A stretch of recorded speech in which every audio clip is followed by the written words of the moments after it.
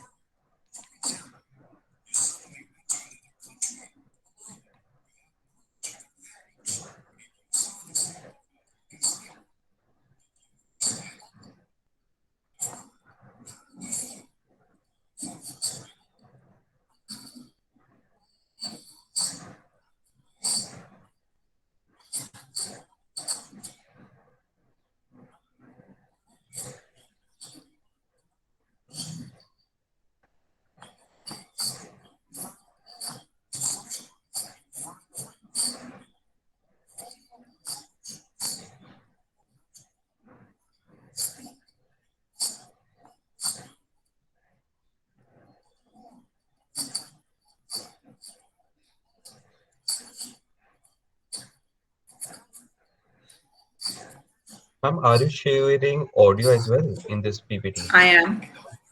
That is not audible, ma'am. Just a second.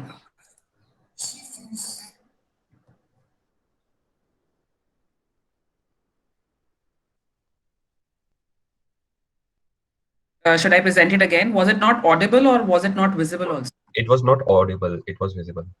Okay. Share it as a tab and then allow for share audio as well.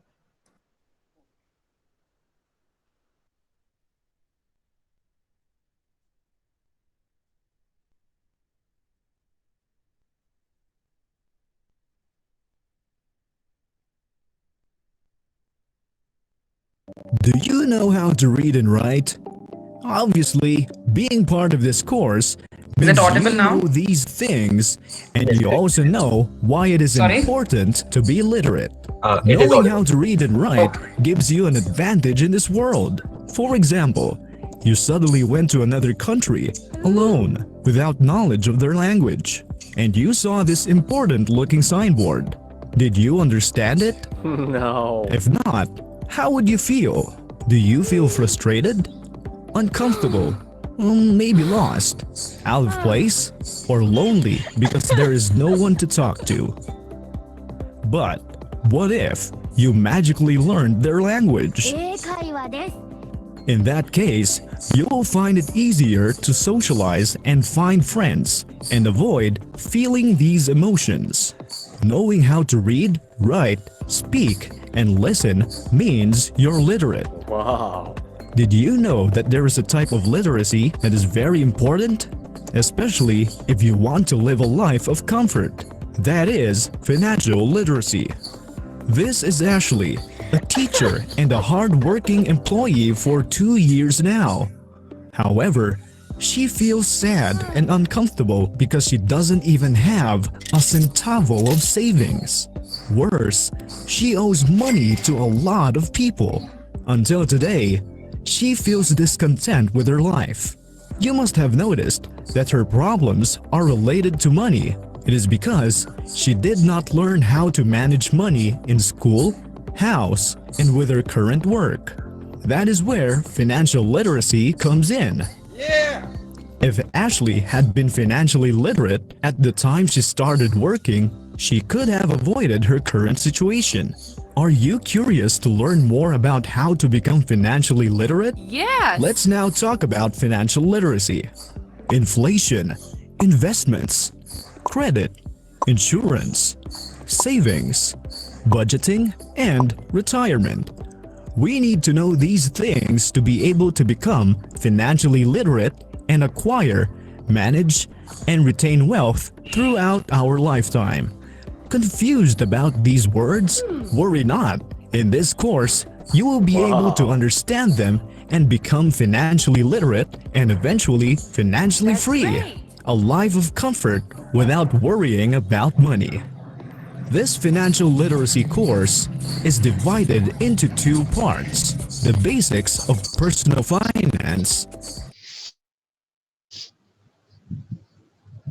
Well, that was just to give you a brief idea about why there is a need of financial literacy. And I'll be now putting up my PPT. And only request is that let me finish first whatever I need to speak. And then, of course, I'll have 15-20 minutes of question answer session where all of you can just bombard me with as many queries as you have.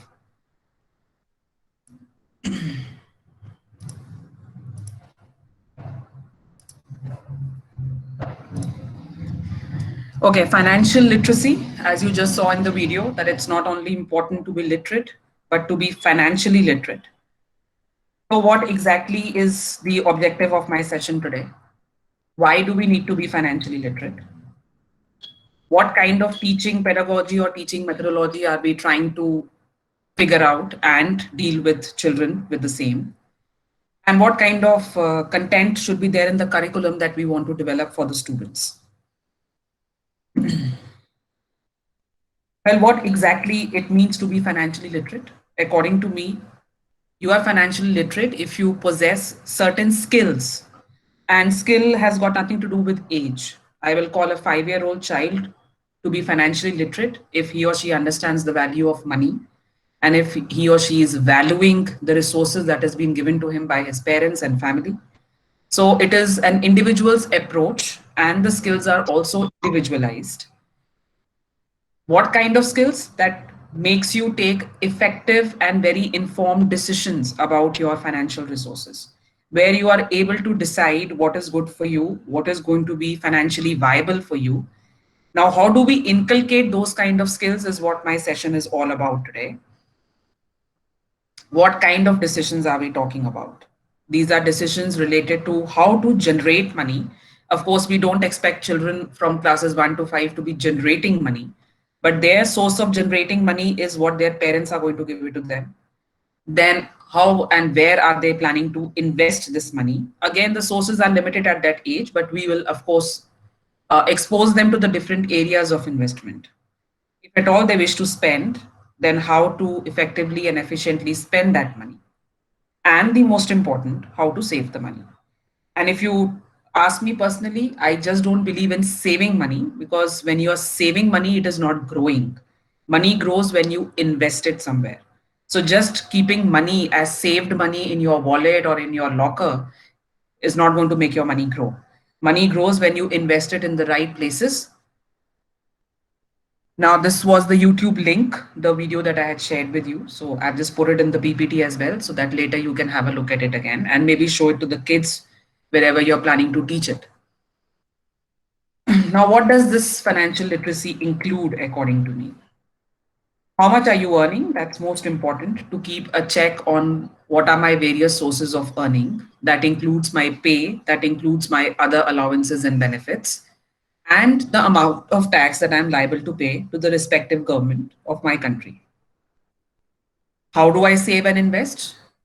First and most important is to create an emergency fund. Now, this emergency fund can be for short term goals and long term goals.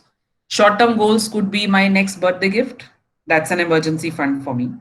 It could be a wedding coming in the family. It could be a family event coming where I want to spend money and buy new clothes. Long term goals could be a medical emergency, could be my retirement benefits that I'm planning about. And how do I allocate that money into my portfolio, into my different saving and investment instruments?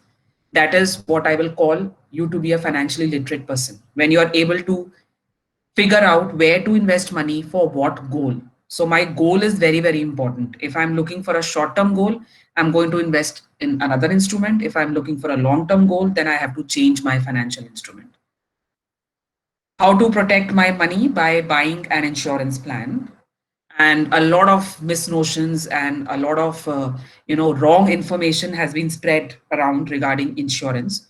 So this is one area I would like to speak upon today, because not many know why actually one should take insurance, and of course how to avoid getting trapped and getting into any sort of a financial fraud. How to spend wisely by budgeting. And very, very dear to me is comparison shopping. Being a lady, comparison shopping in today's world is very, very easy when you have sites like Amazon and Flipkart where you can compare.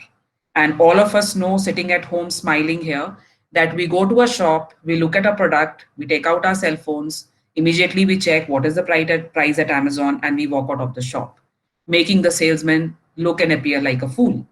Because what you're doing is actually comparison shopping. You are comparing the prices on your online medium with what is available in the shop. How to borrow money, if at all that's required, at the lowest possible interest rate. And how to keep your credit worthiness strong by making good and responsible repayment habits. How to pay your credit card bills on time and how to repay your loan on time. Now, what kind of curriculum contents can we have as far as children are concerned? Of course, I have listed a lot of things here, not keeping the age band that was told to me in mind, because some of the financial literacy terms is very, very difficult to explain to a child of class 5. Still, I've tried. Let's see. First and most important thing that you need to explain to a child is why to save. What is he going to get if he's going to save money? Number one is security. Number two is, if you explain to him the difference between simple and compound interest, I am sure most of you know the difference. If you tell him that when you save money and when you invest money, it grows, it multiplies, that is when a child will be able to get convinced why there is a need to save and why he cannot just spend everything that he's having. The concept of inflation and deflation, especially making them understand about time value of money. As you must be hearing your parents telling you that 40 years back, this thing was available for 5 rupees and today it's available for 100 rupees. Why is it so? Why are things getting costly? What is the concept of demand and supply? What is equilibrium pricing? Of course, these are all economics topics and they come much later, but they can be taught in very simple terms to children of that age group. Why there is a need to have a budget. In fact, you can train children, you can take them along with you for shopping and make them prepare a shopping list and tell them all these things have to be purchased within a certain amount. Tell them we are only carrying with us 1,000 rupees and everything has to be purchased within this 1,000 rupees. That is how you're going to teach them how to create a budget, how to work within the limited financial resources. What is credit creation? Why there is a need to put money in the bank? How does the banking system work? And how does our money grow in the bank? Where does the money go from the bank? If I'm saving money in my savings account, what is the bank doing with that money? And when they are lending it to other people, how the credit creation process takes place. What are the various financial instruments? I wonder sometimes as to how many children actually know the difference between check and demand draft. And if Varun and Pavni are here, probably they would remember. This is one of my favorite questions that I ask my children when they enter class 11th and they pick up commerce stream. And these days, of course, the awareness is much more and students do get to see what a check and a DD looks like. But I have taught maybe about 10, 15 years back, students were not even aware what is the difference, where you are supposed to use a check, where you are supposed to use a demand draft. And when you are, of course, in your respective countries, the checkbooks would be looking different. But when you show it to the children, do explain to them the importance of writing account payee. What is the relevance of writing the date? How long is the check valid? What is the time duration of the check? In different countries, it's different. And why there is a need for a demand draft? What exactly is a demand draft? And in fact, even tell them that you have to get a demand draft made from a bank. You have to pay a commission on that particular amount. What is a pay order? Where do we use check? Where can we use a DD? Do explain to them how to fill up a check, give them a blank photocopy of a check, and ask and train them how to fill a check so that in future when they operate their bank accounts, they don't fill it wrongly and they don't end up asking their parents or teachers how to fill a check. This is something very, very basic that even a class 5 child, you will be surprised to know I have taught this even to my niece who is hardly 6 years old now, how exactly a check looks like. I've taken her along with me to an ATM and I've shown her where is the drop box, why the check has to be dropped there, what happens, what is the whole cycle of the check after it has been deposited by you, how the money gets transferred from one bank account to another bank account. And of course, why some organizations are insisting on DD, because of course, demand draft will not bounce and check, there is a possibility of bouncing. What is the difference between savings and current account? Do tell them savings account is for individuals and current account is for the businesses. And then when you're talking about savings and current, you also need to explain to them about the overdraft facility, which is obviously only available in the current account. A brief idea, recurring and fixed deposits is very, very important. You tell them that fine, you are saving this money in your piggy bank. Now, if you keep withdrawing at regular intervals, then you're going to lose out on the interest. And if you keep the money intact for a year, you're going to get a higher interest. So do explain to them why there is a need to keep a fixed deposit, what exactly is the purpose behind it. And you can even explain to them that you can gradually save. You need not have a big amount in one go. You can gradually save every month, which is what is the principle of a recurring deposit. And your money gradually will grow. What you should be telling them at the initial stages, first you open a recurring deposit account and then ask them to save for 12 months. Every month, make a fixed amount, you're saving for 12 months. At the end of 12 months, the total amount of the 12 months can be converted to a fixed deposit. Then again, start another fresh recurring deposit next year with an increased installment. First year, let's say you are saving 1,000 a month. Next year, make it 1,200 a month. So every year, your amount should increase. And at the end of every year, you should be opening a fresh fixed deposit. And every time you open a fresh fixed deposit, your previous year amount is getting added to it. So your money is multiplying at the end of every year. And now my favorite topic, insurance and risk coverage. Now there is a very strong notion if you talk to people of my parents' generation. Even if today I ask my mother, why did you take an insurance policy for me? She will say, it is a saving plan. I'm sorry, it is not a saving plan. Well, regarding this, I will just would like to tell you something. Is my blank page visible to everyone? Yes, it is. Yeah. Just explain 1 second.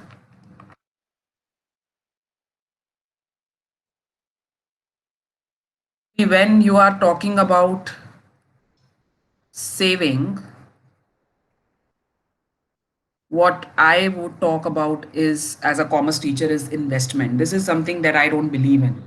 So just making your money getting rotten in lockers, as I've been telling you, that is why I don't believe the concept of keeping gold and jewelry in bank locker. If you are really planning that your money should grow, then you should be actually going for gold ETF, or even if you're planning to keep physical gold, it should be minimum, only for emergency sake.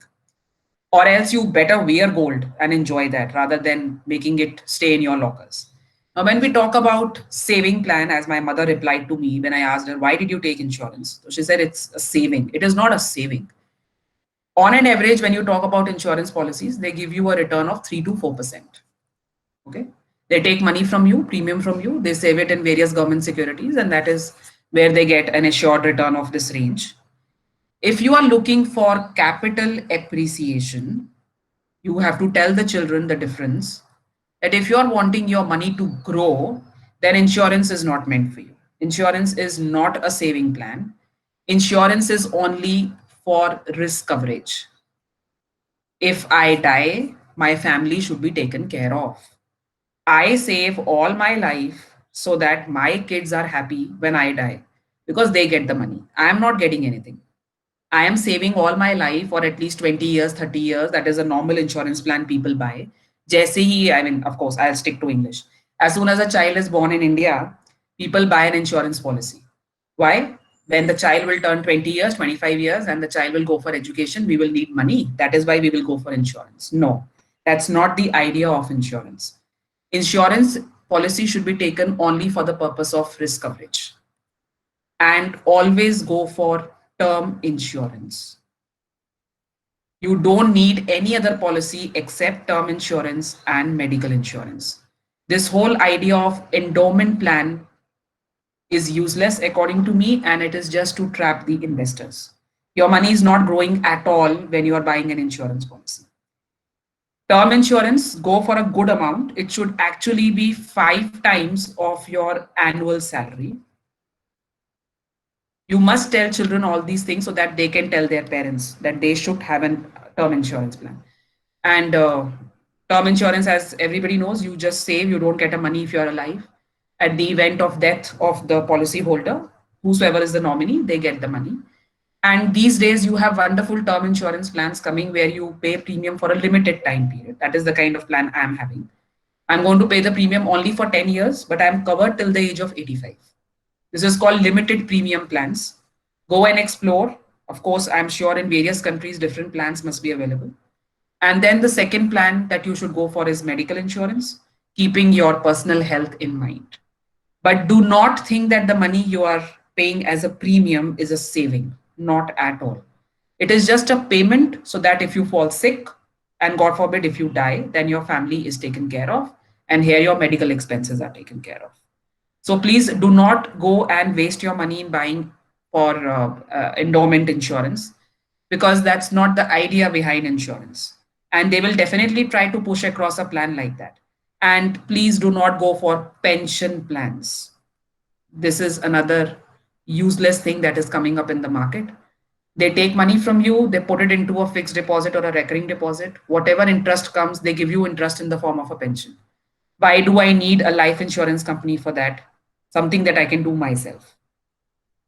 In relation to pension plan, do tell children, especially for people who are here from India, about national pension scheme.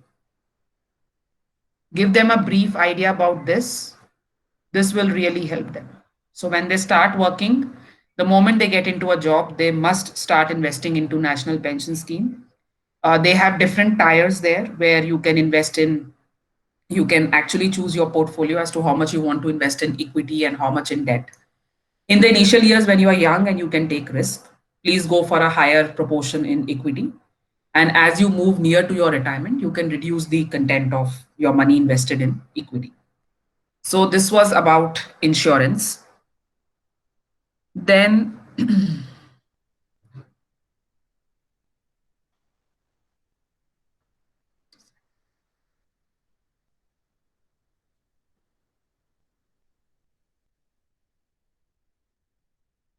very briefly, because the children are going to be very small age group children, you can tell them in brief about stock market, shares, and about mutual funds. And this mutual funds is something that is very much important for people who are not from the commerce background, who actually don't have any idea about shares and debentures. So they can play safe in the market, trust an outside agency, and go for mutual funds. At the same time, do tell children not to blindly believe on tips that come on the mobile phone from various banks and different stock broking companies, that today pick of the day these 10 shares. It doesn't work that way. Share market is not to be dealt with by advices of other people. There is a lot of research that is involved, and you have to pay a lot of attention and devote a lot of time if you're planning to make money from shares. It's not that somebody gives you advice, buy ABC share, and then you just blindly follow it. It doesn't work that way. Then what are the kind of classroom activities we can actually do with the children so that they get a lot of interest about finance and about being financially literate? First and most important, because these are small kids, maintaining a piggy bank should be compulsory. And at that age group, this sounds interesting. So as the child gets into a little sense, maybe 2 years, 3 years old children can be made to maintain a piggy bank and save as much money as they can, including even coins of small denominations. That will also do. The idea is to inculcate habit of saving. Make them go to a bank, take them along, of course, post COVID, and Try if you can open a bank account. Of course, depends from country to country. In India, it is possible. And especially with girls here, you can open a Sukanya bank account, which is a scheme run by the government of India. So make sure that all the girl students, their parents are being trained to open this account for them and they can save money as per their resources. Play games with them like Monopoly and business, and I'm sure many more games must have come out by now. Create the shopping list, make them sit and tell them what are the things that we need on a monthly basis. Make the monthly grocery list by having a discussion with them. Tell them what are your monthly sources of revenue, from where are your parents earning, and tell them the monthly expenses: electricity, telephone, rental expenses, food expenses. Tell them what all are the monthly expenses of a family. This, of course, is a little high level, but still, you can create an awareness about what is the role of SEBI as far as India is concerned.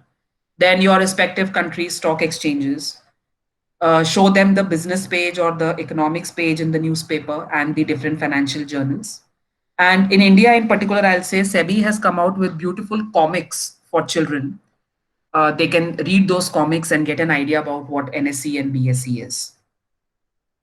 As I told you, comics are available on investor protection and also on financial frauds. Tell them what OTP is. Tell them why we don't share our ATM pins. Tell them why we are not supposed to give any information about our date of birth or Aadhaar card or anything else on the phone. This is something very, very interesting and which children would love to do when you tell them to watch TV. So you can ask them to watch web series and serials that are based on financial frauds. And you will be surprised to know that The Big Scam, which is a web series running on Sony Live, was made as a part of the curriculum in business studies over here for class 12th. You can actually study an entire unit of business education in India by looking at that web series, hardly 10 to 12 episodes. And when you see and you learn what has happened actually in reality with Harshad Mehta, you get to understand better. Bad Boy Billionaires, it's a series based on the different financial frauds that took place, Nirav Modi and Vijay Mallya. So you can tell children to watch these web series and to make notes from the web series, just not watch. Watch the web series and then what have you learned from the web series? The web series need to be discussed in the classroom after they have watched it.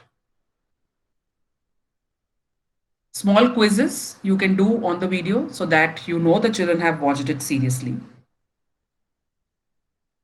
If possible, of course, again, post COVID, and if you can have an access to a stock exchange, then take them along. And the same is applicable. You can take them along to a post office and show them how savings account is opened there. You can take them to the bank. You can organize lectures with people from the financial sector so that they get to know from the horse's mouth as to what are the kind of different issues that are coming up in financial literacy. That's all from my end. And now I will keep it open to everybody. Whatever you wish to ask, anything you want me to explain in detail, any kind of query is welcome.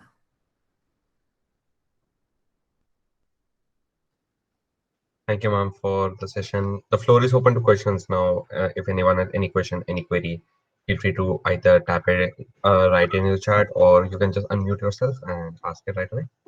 Yeah, Amara, go ahead. Hello, ma'am. Yes. Hello. Hello. Yeah. Okay, so thank you so much for the presentation. It was quite interesting and very educative. So at least I've had some ideas on how to like be able to manage my finance. I'm a student here in Mauritius at the African University. And then as a student, our stipend is just like $60 per month, and the stipend is not sufficient for our monthly expenses. Okay, so most of the times when I go to the market with the money that I have, I spend most of the money, and then at the end of the week or maybe at the end of the month, I'm left with no balance. So at least Yeah. Yeah, so I think that this session is very important to me, and it will help me to be able to like manage most my finances. And yeah, so I just want to know, as a student, okay, what are some of the things you should be able to do so as to be able to like, manage your finances, and yeah, something like that. What are some of the things you think I should avoid as a student so that I can be able to maintain this not the master things, or maybe master can sustain me for at least 1 month or something else. Yeah. Okay. Amara, thank you for your question. And I am sure this is a question of many, many youngsters here, where money doesn't stay very long in their wallets. So, well, what you need to understand is that it's not that we spend first and we save the remaining amount. It should be the other way around. We save first and then we save the remaining amount. See, when I started working about 16 years back, being from the commerce background helped in a way, because from day one, I was very clear that a part of my salary will always be saved and, of course, invested. Come what may, I'm not going to touch that amount. Come what may, unless it's a real emergency, somebody is fallen sick or something in the family. I was very clear that I will control my expenditure, I will control my desires, I will control what I want to purchase. I might not eat a particular brand if I cannot afford it. So, foremost is that come what may, select a certain percentage. Maybe you can, right now you're a student, so you can just start with 10% of your monthly budget, whatever you have, and try to save it and block it. Come what may, you are not going to look at that money. Okay. So if I'm giving you one example in Indian currency, I'm telling you, see, when I started working, my salary was hardly 15,000. Okay. Today, of course, I'll not tell you what the salary is, how many times it has multiplied. But what I'm trying to tell you is that when I started saving with just a rupee, today money that I have saved runs into crores. Okay. And it has been saved and invested into variety of instruments. Some of them you have not even heard of, from gold to property to you name it. I have explored and tried to invest into various possible avenues. You have to keep shifting. You have to keep, looking at your portfolio. But that beginning, the very first step that you need to take is to invest. Start very, very gradual, very slow, wait and watch, let it grow gradually. Of course, we are in a time period right now where markets are down and we are not getting enough returns, but everything will come back to normal eventually. So, a part of whatever you are keeping for yourself in a month, 1 month, avoid a burger, second month, avoid chicken, third month, avoid something else. But we need to control our desires. If you want to have a life of comfort in future and to be able to buy on anything you lay your hands on, then your present you have to control something. Only then you can have a life the way you want in future, right? Today I don't have to worry. If I want to buy something, I don't have to think twice because I have the funds with me. But if you talk 15 years back when I started working, the answer was no. I had to choose the phone which was the cheapest in the market. My students were actually using phones which were much better and costlier than me, but I never had an issue. It's all about how you take it, it's all in the mind. So, buy only necessities, luxuries can wait. Okay.